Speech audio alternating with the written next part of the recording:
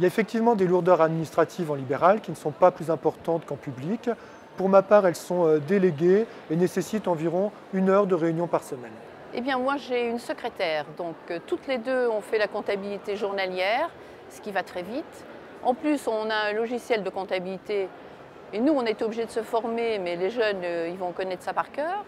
Et ça sera donc très facile.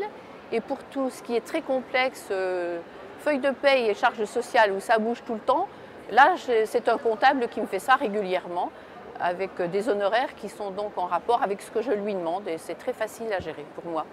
Ça me prend 40 minutes par jour. Et après, est-ce que c'est vraiment une contrainte dans mon exercice? Je pense qu'à l'hôpital, il y en a aussi. On code des actes, on fait d'autres choses qui prennent du temps. Ça fait partie de notre travail de faire un peu de paperasse. Ça rend service aux gens de faire des demandes d'ALD ou des demandes ou des certificats pour des assurances. Mais ça fait partie aussi de ce qu'il faut faire pour rendre service aux gens et pour gagner notre vie parce qu'on va récupérer de l'argent. C'est quelque chose qui est inhérent à l'activité, qu'on peut répartir aussi au fil de la journée sans que ce soit fixé dans la semaine. 2 heures de compta, non, ça je fais jamais ça. L'idée, c'est que moins il y en a et mieux c'est. Alors moi, je le fais au quotidien, c'est une façon de faire, pour en avoir le moins possible qui s'accumule. Alors, la solution que j'ai trouvée, moi, personnellement, déjà, c'est avoir une secrétaire, ce qui nous change la vie d'un point de vue administratif quand même. Et deuxièmement, se servir du logiciel professionnel installé. En général, on est tous déjà informatisés. Donc le logiciel pro plus une secrétaire parfaite nous permet évidemment de ne pas être complètement enterré sous des tonnes et des tonnes de travail administratif.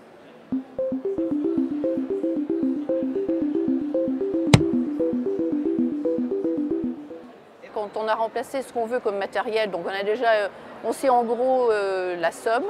Et puis après, c'est comme quand on veut acheter sa voiture, on démarche les banques. Mais ça, c'est classique, c'est pour tout le monde pareil. Ou quand on veut acheter sa maison, on va voir les banques, on soumet notre projet. Et puis on prend les meilleurs taux parce que c'est toujours comme ça qu'on fait quand on veut acheter quelque chose. Mais ça, on se débrouille tout seul, mais ça, c'est la vie banale, courante, quoi. Alors c'est une idée reçue, ça, je crois. M'installer, ça m'a coûté quasiment rien, le prix de mes meubles et de ma table d'examen. Je suis locataire du local où j'exerce. Je ne pense pas que ce soit un frein à l'installation. Pas grand-chose dans la mesure où en plus de ça, a posteriori, on va toucher, enfin moi j'ai touché des aides qui m'ont largement remboursé l'investissement que j'ai pu mettre en jeu au départ. Je me suis associée avec une collègue et j'ai payé une part tout à fait, franchement je crois que c'était de l'ordre du 20 000 euros quand je me suis installée, ce qui ne représente quand même pas une somme extraordinaire. J'ai tout de suite travaillé.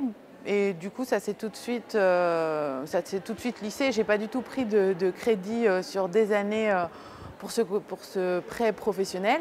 Par contre, je l'ai vraiment fait en prêt professionnel. C'est-à-dire que le banquier, je suis allée le voir et je lui ai demandé de m'accorder ce prêt pour le rachat de ma patientèle. Ça s'est fait sans problème, ça s'est lissé, je ne l'ai pas trop senti, aucun souci. L'installation nécessite un investissement plus ou moins important en fonction des spécialités. Et on peut être effectivement aidé, soit par des aides, soit par des organismes financiers qui sont spécialisés dans ce genre de financement.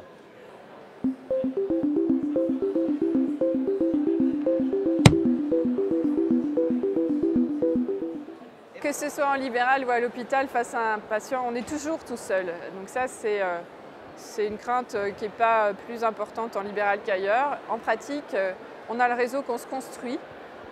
Les centres d'intérêt qui nous plaisent, l'accueil des étudiants, c'est une façon de rompre l'isolement. Participer à des groupes d'échange de pratiques, c'est une façon d'échanger et de remettre en question sa pratique et c'est très important. Moi, je travaille au sein d'un groupe de 3 médecins généralistes et plus largement de 40 professionnels de santé. Donc physiquement au cabinet, quand je consulte, effectivement, je suis seule, mais après, au sens de l'entourage, je suis très proche. Et puis même au-delà de la distance, un coup de téléphone me permet d'être en lien directement avec mon confrère qui est peut-être à 150 km à Reims ou à Paris. Donc ça, c'est vraiment pas quelque chose qui doit faire peur. Et puis nous, on a la particularité au sein du pôle de santé de se retrouver une fois par mois tous ensemble. On n'est peut-être pas 40 à chaque fois, mais on n'est pas loin de 30 pour échanger sur les cas difficiles ou bien avoir un petit thème pour se former. On travaille avec les associés s'il y en a. Moi, j'ai une associée avec qui je débriefe très régulièrement, même plusieurs fois par jour, sur les dossiers qui me posent problème. Ensuite, les réseaux de confrères, les copains, on s'appelle dès qu'on a une question. C'est une idée fausse. En libéral, nous ne sommes jamais isolés. Nous avons toujours soit des associés, soit des groupes de confrères avec qui dialoguer. Je travaille seule, mais ça c'est uniquement sur le plan papier parce qu'en fait, on a un réseau qui marche très bien. L'avantage du libéral, c'est qu'on a les numéros de portable de nos correspondants et qu'en face de chaque problème, on téléphone et en fait, c'est très direct, c'est instantané. Et en fait, l'isolement n'existe pas parce qu'au contraire, ça va très vite à avoir une réponse à son problème. Et on est toujours très content parce qu'on travaille par affinité, évidemment, et ça fonctionne très bien.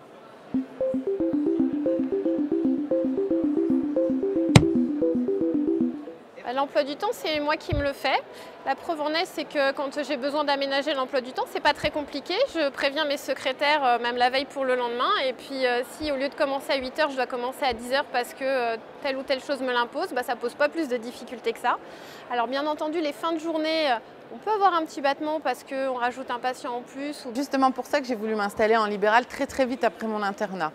Parce que je voulais absolument ne pas travailler le mercredi ni le samedi.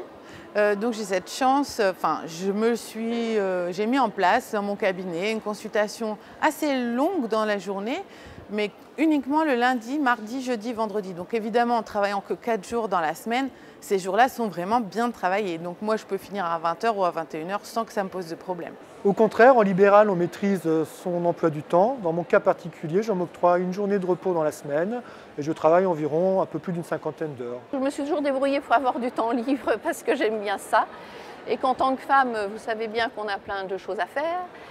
Et donc je trouve que la médecine libérale s'y prête très bien parce qu'en fait, évidemment, il ne faut pas travailler et prendre son train à midi parce qu'on est sûr qu'on va le rater. Bon voilà, ça on l'a compris, mais après on peut barrer un après-midi, personne ne vous l'empêche de le faire.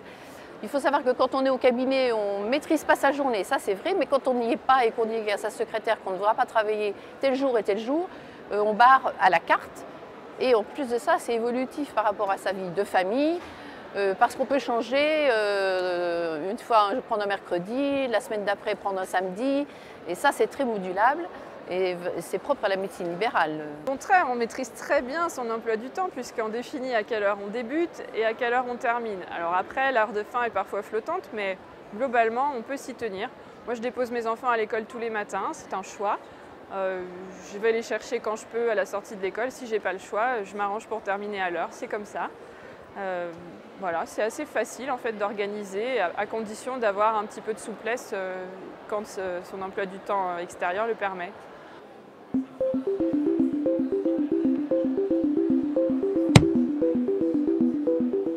Alors en libéral, justement, c'est plusieurs casquettes. On peut faire un petit peu de tout. Chaque médecin peut faire sa propre médecine dans son cabinet. On peut faire de la PMI en plus, on peut faire du CADA, des associations qui cherchent des médecins en plus, on peut faire de l'enseignement, de la recherche, un petit peu de tout. Finalement, c'est le métier le plus large avec le plus de possibilités. Vraiment, je pense que c'est un travail parfait. En libéral, il y a une évolution de carrière qui est d'abord liée à l'évolution de votre spécialité et toutes les portes sont ouvertes pour des activités d'enseignement auprès de vos confrères, par exemple en EPU. Une évolution de carrière ne serait-ce que sur le plan professionnel parce qu'on ne sait pas quand on commence vers quoi on va vraiment se tourner parce qu'on a des centres d'intérêt qui varient au fur et à mesure de sa vie. On peut faire des diplômes universitaires pour s'adapter. Enfin, C'est au contraire très évolutif, puisque on choisit le matériel qui va aller avec ce dont on a envie, surtout.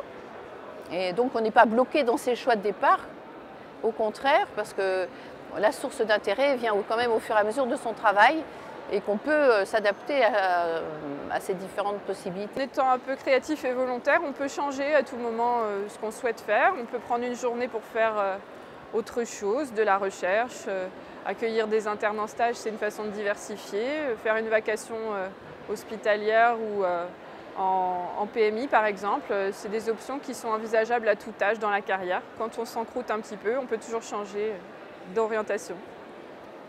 Au niveau évolution, activité, diversification, ça en médecine générale, on peut faire plein de choses. On peut faire des DU pour se spécialiser un petit peu, on peut accueillir des internes, on peut par exemple participer à une activité ordonale ou syndicale. Donc ça, c'est pas quelque chose qui doit être inquiétant.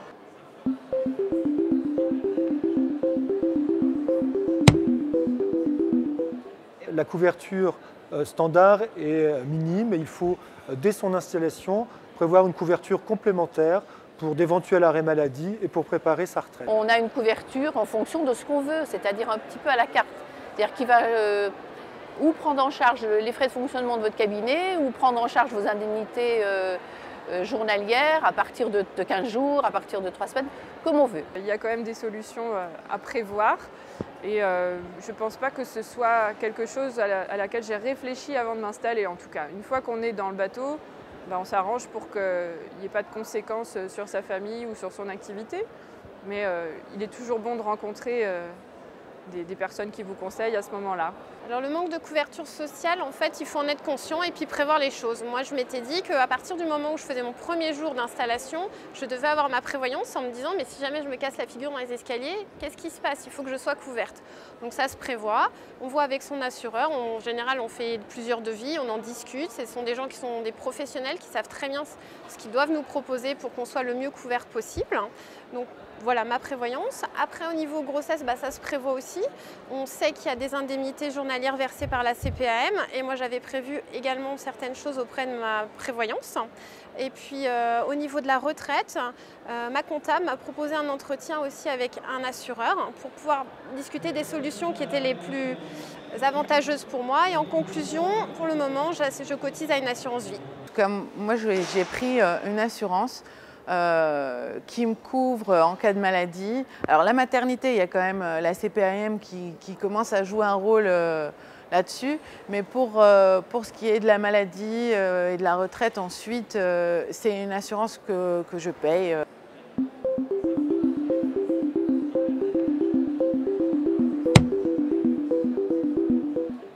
On peut faire un cumul emploi-retraite, c'est-à-dire que si on n'a pas envie de s'arrêter pour des raisons qui sont n'importe lesquelles d'ailleurs, on peut continuer à travailler ou chez soi ou ailleurs en faisant une collaboration.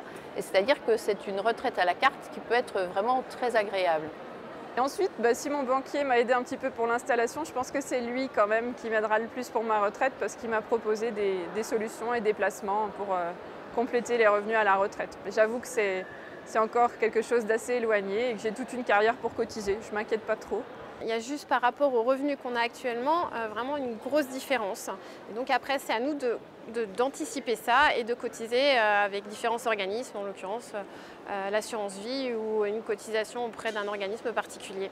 Je pense que la retraite pour nous, c'est vraiment le point noir. J'ai aucune idée de ce que je ferai quand je serai à la retraite. Ça fait 10 ans que je suis installée. Et pour l'instant, à part mettre des sous de côté, je ne me suis pas encore posé la question. Il faut préparer sa retraite tout au long de son activité, avec des organismes de financement annexes, en investissant également dans son outil de travail ou dans d'autres domaines. Et il est tout à fait possible de garder une activité médicale à temps partiel ou modéré après sa retraite officielle.